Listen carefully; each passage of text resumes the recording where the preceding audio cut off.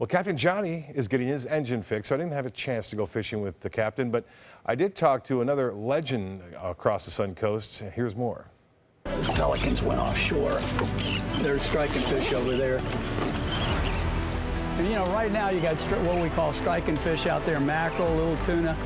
We're looking, kingfish should show up any time from this next moon coming up right into about the middle of October, especially offshore. He says most of the kingfish will be offshore, but he says the Spanish mackerel, ladyfish, little tuna, and jacks are all being caught. Called striking fish time, and we catch a lot of them with fly rod, glass minnow flies, and of course the gummy, which looks just like a glass minnow, work really well out there.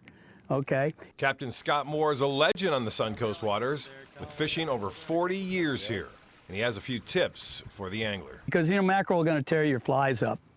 You want to, and some of you people that fly fish a lot, what you do is just use a bunch of your old flies when you're mackerel fish, just save them. The captain says there's a lot of bait out there right now, and he said the red tide isn't too bad. It's in patches for the most part, no big blooms that he spotted.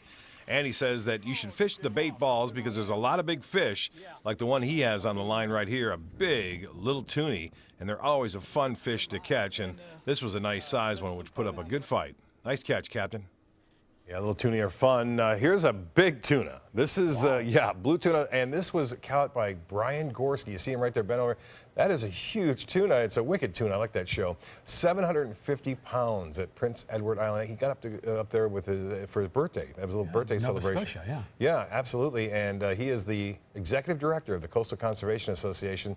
Great shot there. And then this one caught in our waters, and this was by Captain Brian Marcy on artificial lure, and that's the biggest one he's caught, and that is a big permit right there. Wow. Offshore, he said there's no red tide offshore.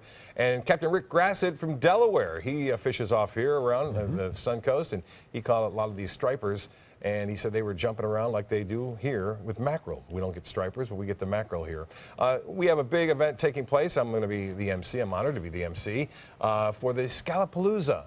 It's the 6th annual, and these guys are part of the Sarasota Bay Watch, which do tremendous work here along the Sun Coast, cleaning up and trying to get the scallop population to come back.